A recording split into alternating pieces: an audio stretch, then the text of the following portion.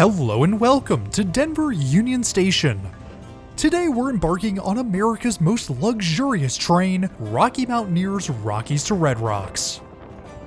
For the next 2 days, we'll see some of America's most spectacular scenery, ascending the Rocky Mountains and following the Colorado River from Denver to Moab, Utah.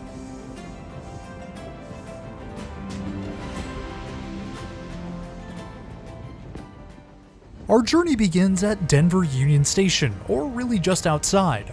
Rocky Mountaineer doesn't have a permanent facility here at the station, with passengers checking in at a table beside the station entrance. The check-in process is super quick, the friendly staff checking our bags before handing us our tickets. Be sure to pack a day bag to bring on the train, as the next time you'll see your bags is at the overnight stop in Glenwood Springs. Although passengers check in for the train here at Union Station, the Rockies to Red Rocks doesn't actually depart from the Denver Transit Hub. Rocky Mountaineer's train is too long to be accommodated by the platforms in Denver, so we'll start out with a coach transfer to a rail yard just east of Union Station. The beautiful blue, white, and gold of the Rocky Mountaineer comes into view after a short 15-minute ride to the siding.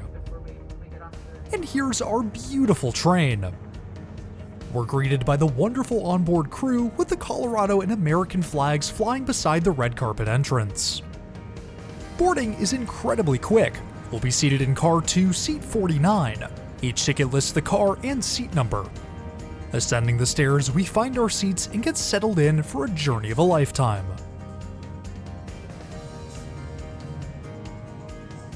With everyone on board, we set off toward the Rockies. Well, almost. We do have to do a quick switching maneuver which requires backing up, but after that, we're off to the Rockies, for real this time.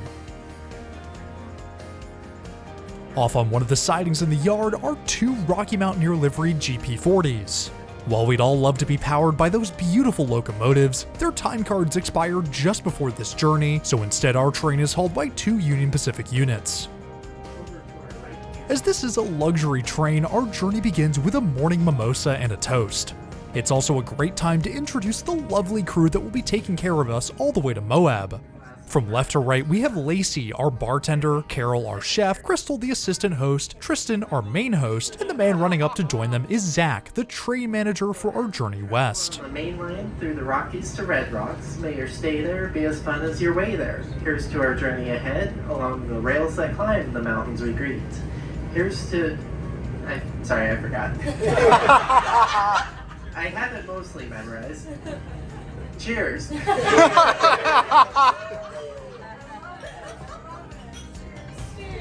Breakfast is first on the agenda. All meals on Rocky Mountaineer trains are prepared on board, with the menu changing from day to day. We'll be served 4 meals on board.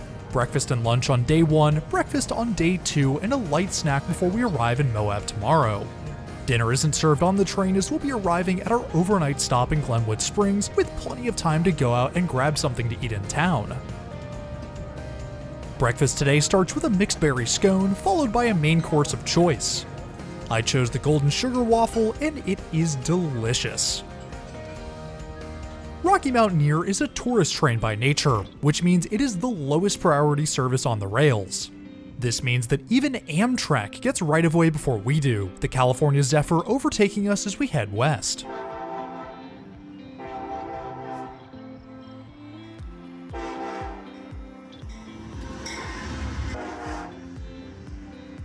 The Rockies to Red Rocks route covers much of the same trackage as the California Zephyr, but much slower, giving us plenty of time to really enjoy this stunning scenery.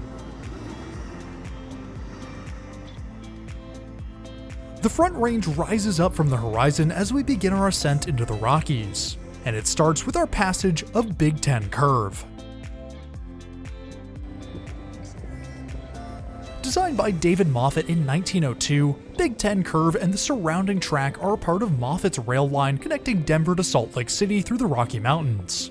The immense curves of the rail line here adds mileage to the route, allowing the rail line to remain at or below a 2% gradient, sitting just below the standard maximum of 2.2% for mainline railroads. The largest and most impressive of these curves is Big Ten. Big Ten is named after its super tight 10-degree curve, or for every 100 track feet traveled, the train's bearing changes 10 degrees.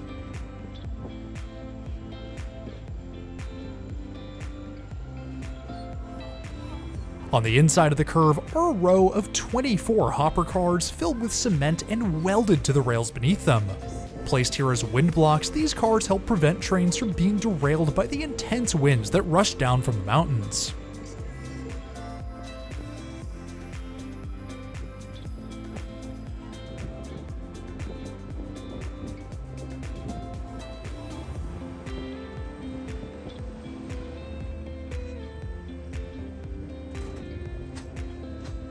The rails straighten out and we can see just how far we've ascended from Denver, the cityscape slowly fading into the background.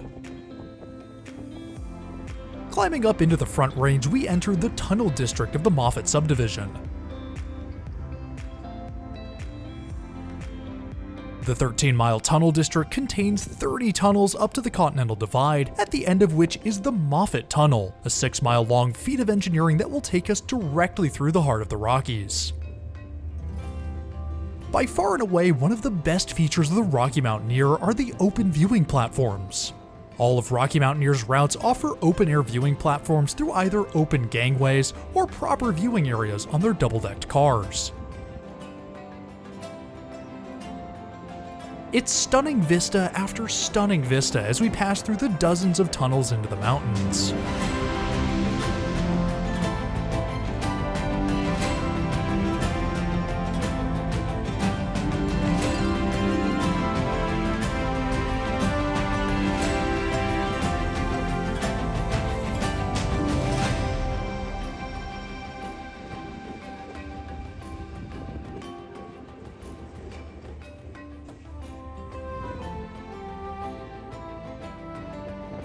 The tight curves mean our train becomes as much a part of the view as the rest of the landscape, the rear cars emerging from one tunnel as our lead cars enter another.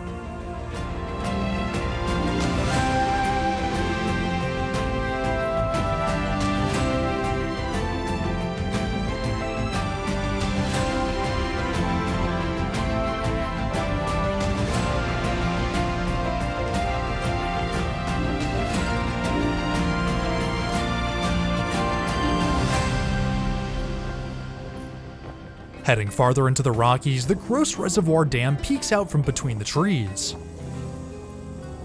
Completed in 1954, the dam holds back an immense 13.6 billion gallons of water, which supplies water to the city of Denver and the Great Plains beyond. Feeding Gross Reservoir is South Boulder Creek, the recent rains creating intense rapids as the waters flow down towards Denver.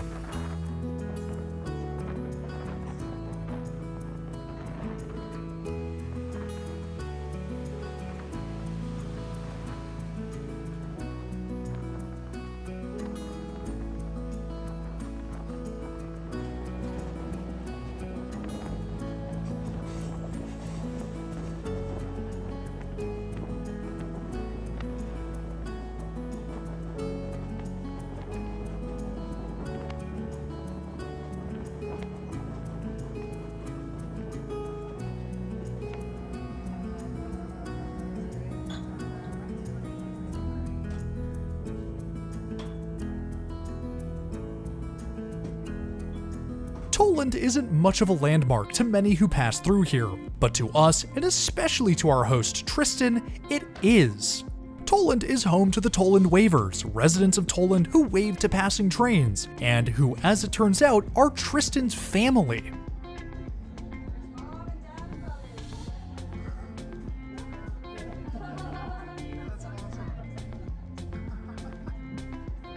The peaks of the Continental Divide loom high above the rails, at the base of which is the mouth of Moffat Tunnel. The 6.2-mile tunnel connects the east and west United States, providing a direct route from Denver to the west.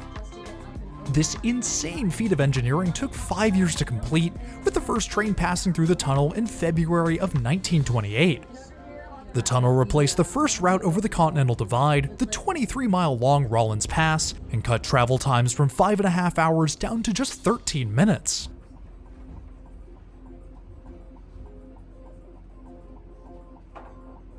Exiting back into the daylight, we arrive in Winter Park, Colorado. The station platform here sees little traffic in the summer season, but in the winter, Amtrak operates their Winter Park Express. The Winter Park Express brings skiers from Denver up into the mountains, dropping them mere steps from the front entrance of the ski resort. With a brief break in the stunning scenery, let's take a look at the amazing coaches on the Rocky Mountaineer. Both service classes on the Rockies to Red Rocks are operated by Rocky Mountaineer's single-level dome cars.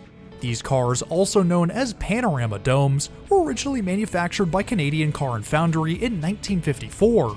These cars were originally owned by Canadian National Railway, though ownership was transferred to Via Rail when they took over passenger service. The cars were acquired from Via in the 90s and were refurbished by Alstom from 2015 to 2019 into the beautiful cars we see today. Silverleaf cars seat a total of 56 passengers in a 2x2. Passengers are treated to spacious leather seats with plenty of legroom and a footrest for extra comfort.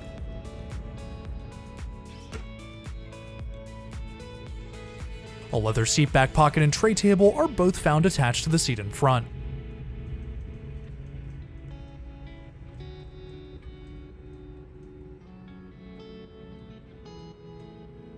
Each row includes 2 outlets, above which are padded armrests.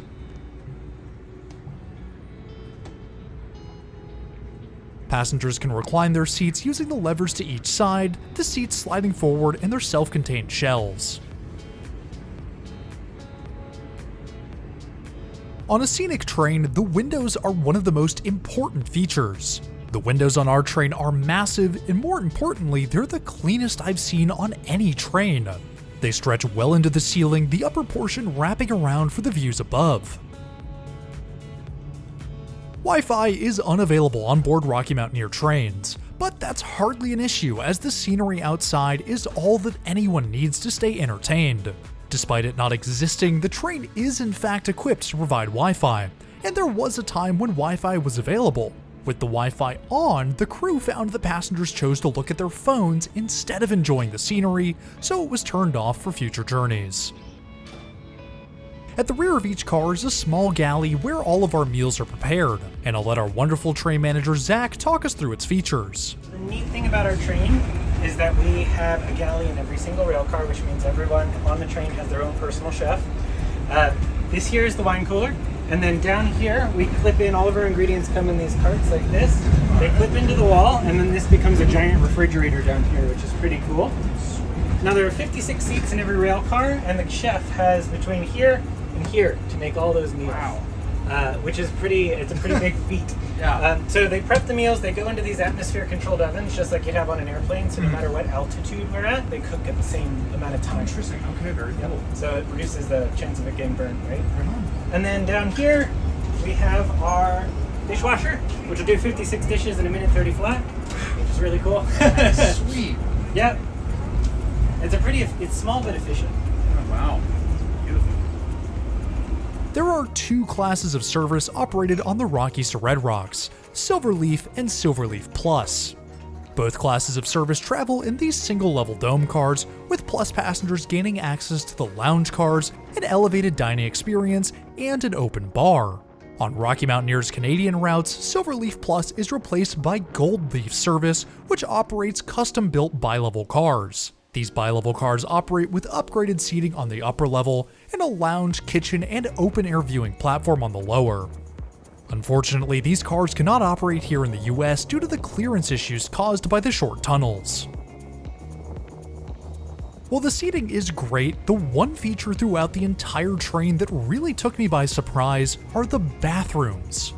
There are 2 bathrooms in each coach car, one regular and one accessible, with an additional lavatory found in each lounge car. The bathrooms are spotless and look straight out of a higher-end hotel. Each is appointed with a full countertop, automatic sink and soap dispenser, beside which are tissues and paper towels. Opposite the sink is a full-size, proper toilet, not one of those weird train toilets, but an actual toilet. The smaller of the 2 bathrooms features the same countertop, full-size toilet, and is, as expected, spotless. The landscape begins to rise around us as we enter the Fraser River Valley, one of the many picturesque valleys on our journey west.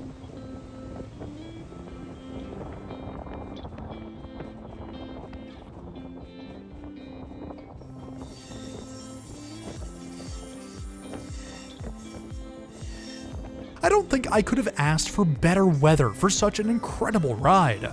The vibrant blue of the partly cloudy sky gives us stark contrast to the greens and grays of the river valley beside us, the whole experience helped by our access to the open air.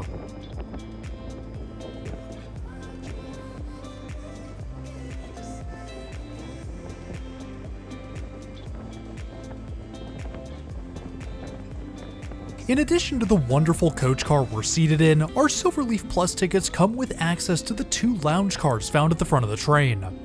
In order to keep the premium lounge service on their route here in the United States without using bi-level cars, Rocky Mountaineer added the 2 lounge cars. These lounge cars, much like the coaches, were also owned by Canadian National and Via Rail before ending up with Rocky Mountaineer. Although they've since been refurbished, a bit of Canadian National still remains, the letters CNR punched into the door handles between cars. The first of these lounge cars is where most passengers will spend their time. It's got a classic lounge car feel, the dark wood and carpeted floor making for a relaxing and cozy environment. The lounge car features super comfortable chairs, all of which have a great view out of the windows on either side of the train. Here we find the bar where Silverleaf Plus passengers are served drinks, ranging from the usual non-alcoholic selection to a number of handcrafted cocktails. The drinks are complimentary and unlimited, so passengers are free to grab a drink and enjoy the sights. There's also a self-playing piano and a selection of board games to help set the mood and pass the time on board.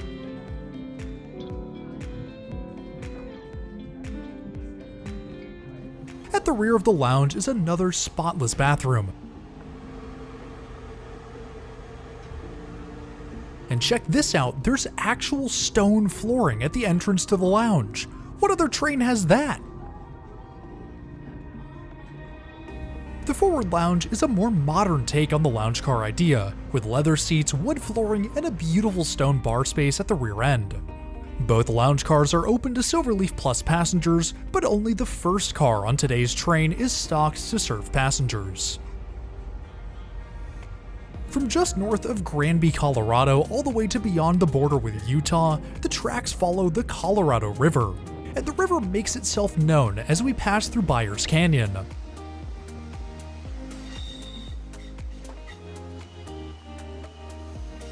Named after William M. Byers, the canyon covers 8 miles, though we'll only be with it for 3.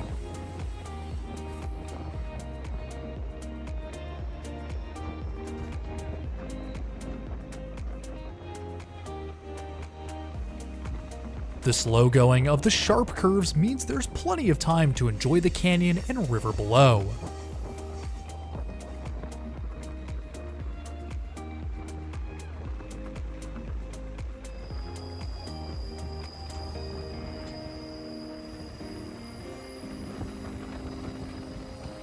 Exiting Byers Canyon, the Gore Range peeks out from behind the rolling hills, the highest peak of Mount Powell sitting at 13,566 feet. Our passage through the mountain range comes via Gore Canyon, cut by none other than the Colorado River. Only accessible by river or rail, the walls of the canyon sit at almost 1,000 feet on either side. It's hard to describe just how incredible this canyon is, so I'll just show you.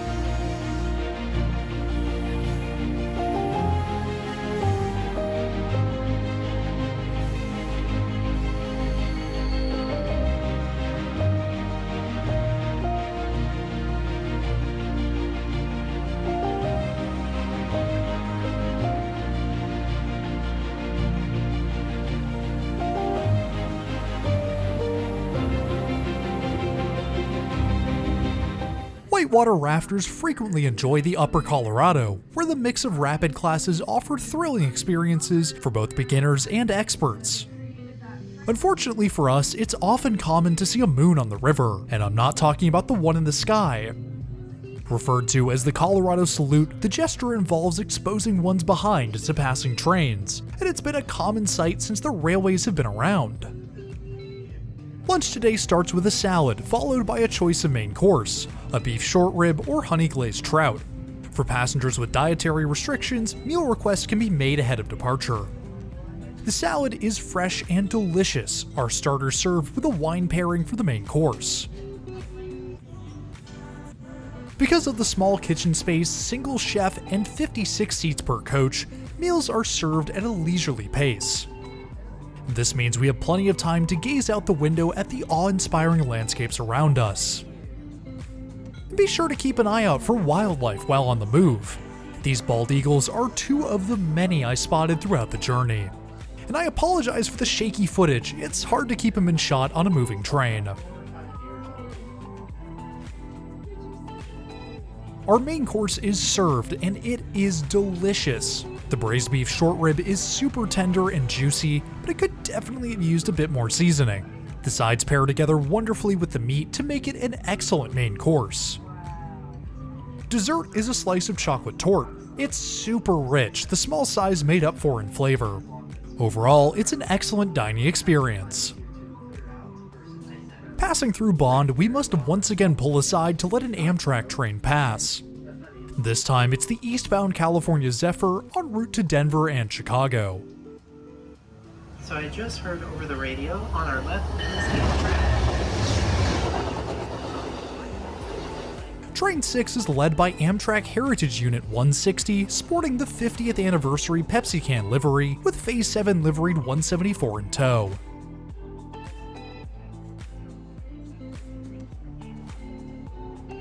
Our first taste of Red Rocks comes west of Bond.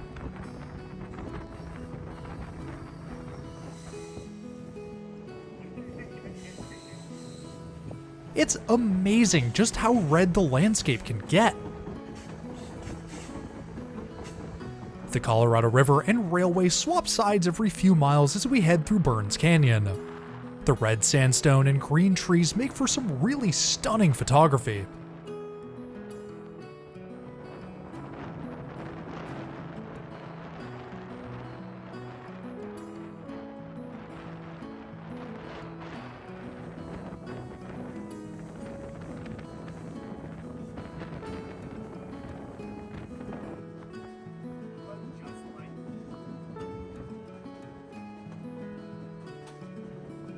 It's out of one canyon and into another, leaving Burns for Glenwood Canyon, the town of Dotsero splitting the two.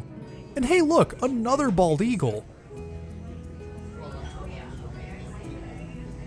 Glenwood Canyon is by far the most stunning on our journey today. The 12.5-mile canyon is the largest in the Upper Colorado, its walls ascending up to 1,300 feet above the river below.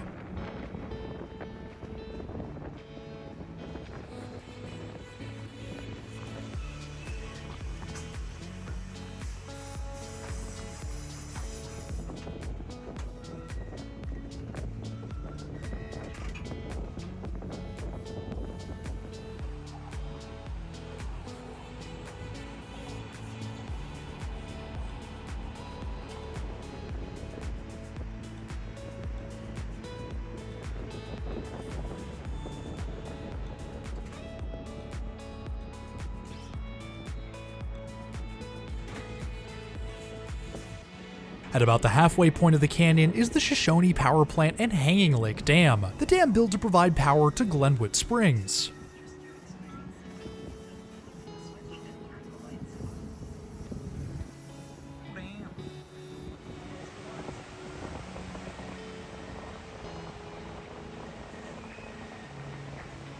Opposite the railway is Interstate 70. The east and westbound lanes have been separated to allow them to be stacked, minimizing their impact on the canyon.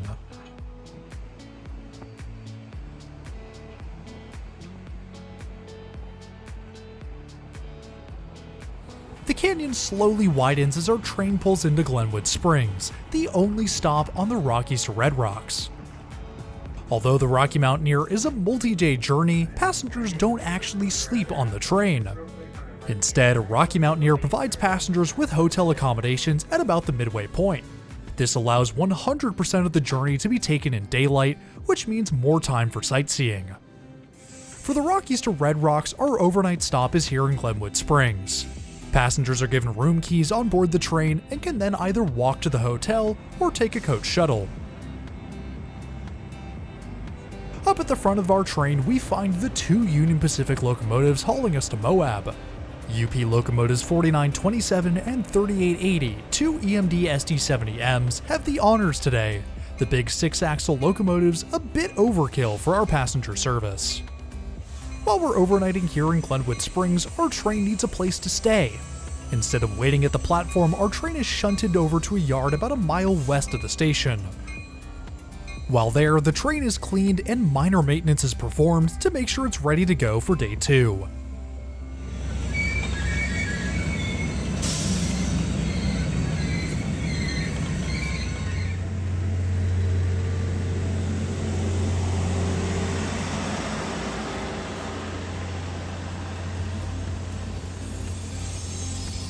Our hotel for the night is the historic Hotel Colorado. With room keys in hand, we can head straight up to our room. The room is modest but comfortable with 2 queen beds. Our luggage is waiting for us when we arrive, having been delivered by the motor coach earlier in the evening.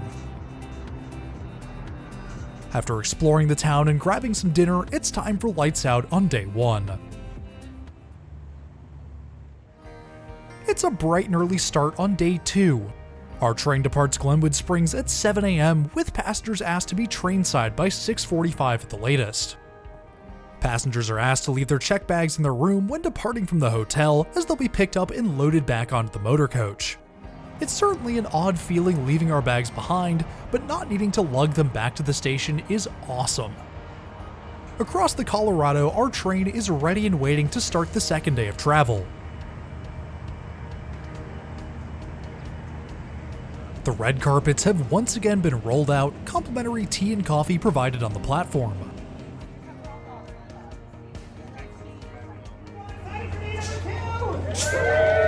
Glad to hear it. We have a tradition here on the Rocky Mountaineer, and that is to shout a nice, hearty, all aboard before we jump on the train. Would you like to help me with that this morning? Yeah! Wonderful! Ladies and gentlemen, on the count of 3, 1, 2, 3, all aboard!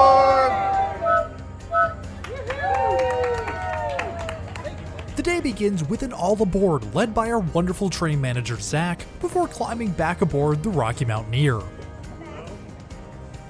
The destination crew waves us goodbye as we depart Glenwood Springs, the stunning sights beginning almost immediately with Glenwood Springs Red Mountain. Breakfast service begins almost as soon as we depart Glenwood Springs. The service starts with a selection of beverages, followed by a delicious fresh-baked Dreamweaver from Sweet Colorado. The main courses are out quickly this morning. The peach strata bake is light, sweet, and delicious, paired with savory bacon strips and a couple slices of kiwi. Another option for breakfast is the front range plate. It's a mix of items including scrambled eggs, bacon, biscuits and gravy, sauteed onions, and a roasted tomato. Both plates are delicious and are a filling way to start the morning. Our breakfast is paired with a suite of commentary from our onboard crew, who provide interesting facts and stories as we head away from Glenwood Springs. The landscape has changed drastically from yesterday's high cliffs and mountain passes.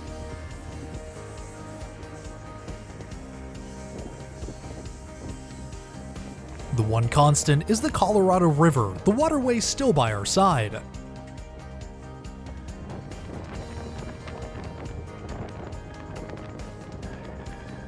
Passing through yet another beautiful canyon, we spot our motor coach heading west. The motor coach follows the train, acting as luggage transport and emergency backup transportation should anything go wrong with the train.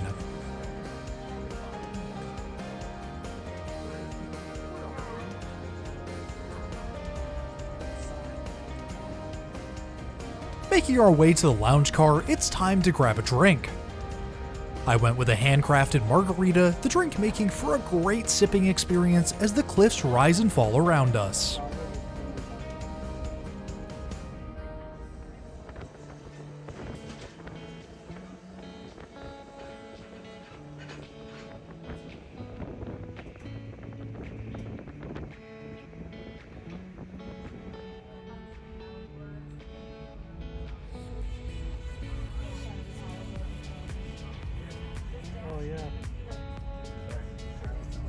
Grand Junction is the crew change point for the Rockies to Red Rocks.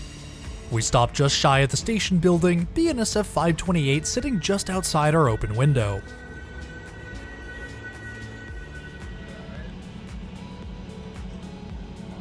Pulling away from Grand Junction, we pick up speed, cruising down the rails at 60 miles an hour.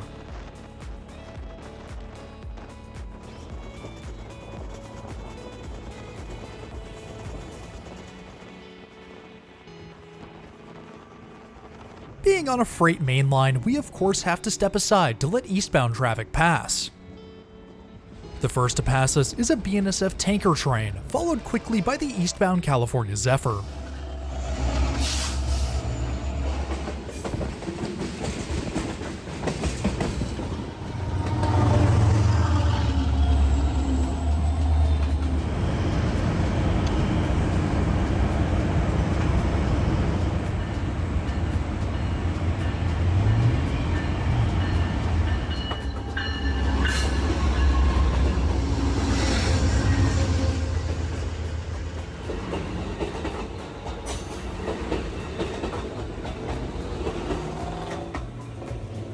North of Grand Junction, we break away from the highways to head through Ruby Canyon.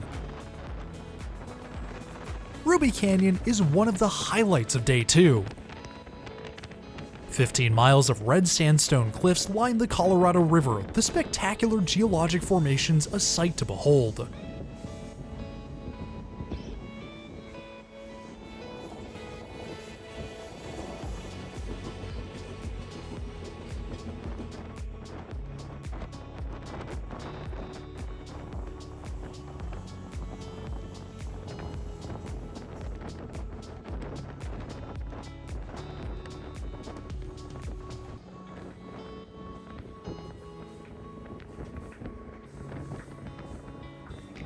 The Utah-Colorado border comes with a sign painted on the cliffs, followed by a beautiful example of Moki steps.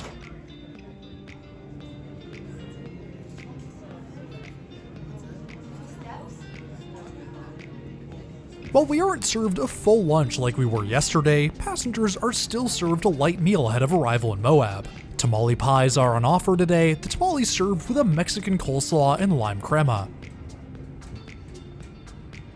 We're forced to come to a stop once again for freight traffic. It's yet another BNSF freight train, its 5 locomotives charging hard as it flies past.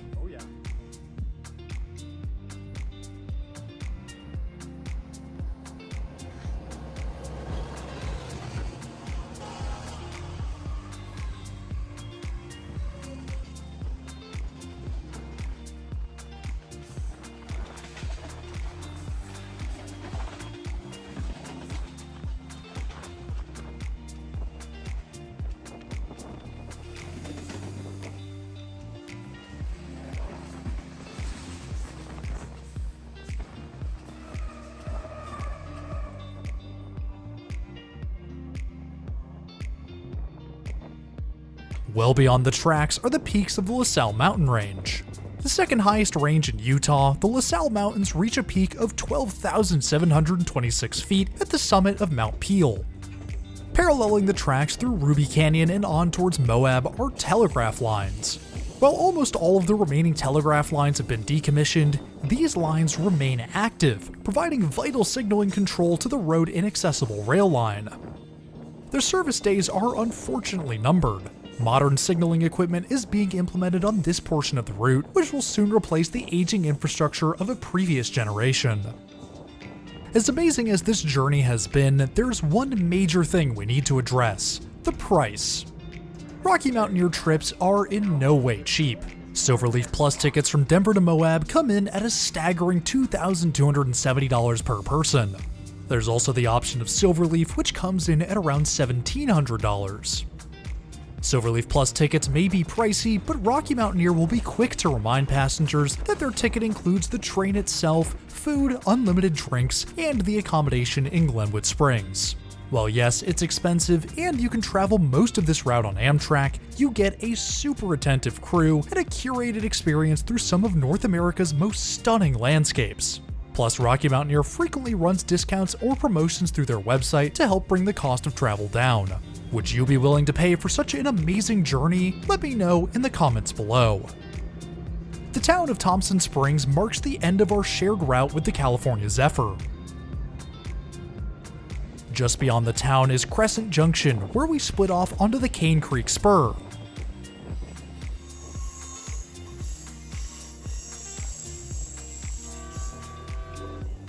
The spur is almost entirely unused by rail traffic.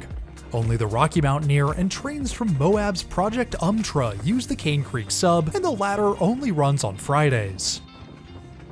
Arches National Park is the last landmark on our ride to Moab.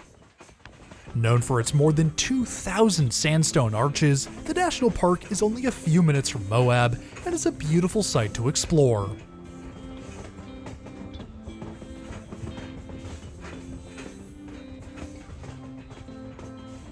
While our final destination on the Rockies to Red Rocks is Moab, we'll leave the train at a specially built siding about 20 minutes north of downtown, with the motor coach taking us the rest of the way. As we approach the end of the journey, the crew delivers some closing remarks, followed by a hand-signed postcard, commemorative pin, and Andy's Mint. And I would like to personally thank you on the behalf of Rocky Mountaineer and your onboard crew.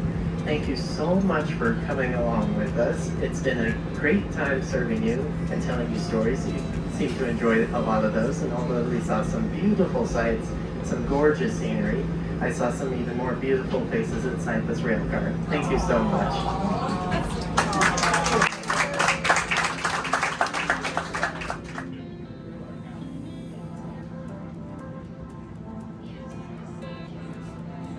Rocky Mountaineer's Rockies to Red Rocks is by far the nicest rail experience I've ever been on, and it's certainly an experience. The luxurious rail cars, delicious food, and friendly crew make for a spectacular journey inside, the stunning scenery outside bringing the trip together as one of, if not the best rail experience in the United States. Before we leave off, I want to give a huge thank you to Rocky Mountaineer for having us on board and allowing me to share this unbelievable experience with all of you. Rocky Mountaineer provided us with our tickets for today, but all of the opinions expressed in the video are my own. I also want to say thank you all for 30,000 subscribers. It has been incredible to watch the channel grow and to see so many people coming back on the regular to enjoy the videos. Thank you all for supporting both myself and the channel for so long. I can't wait to see where the future will take us. Next week, we'll be back in South Korea for a ride on Korail's KTX high-speed train from Busan to Dongdaegu. Anyways, if you're new around here, I would really appreciate it if you hit that subscribe button down below. It's totally free and it really helps support the channel. I want to give a huge shout out and thank you to my loyal patrons and members. Y'all are amazing and your incredible generosity is greatly appreciated. If you too want your name in the video or just want to support the channel in more ways than one, then head on over to the links in the description below. But anyways, that's all I have for today. Thanks for riding with me, and I'll see you in the next one.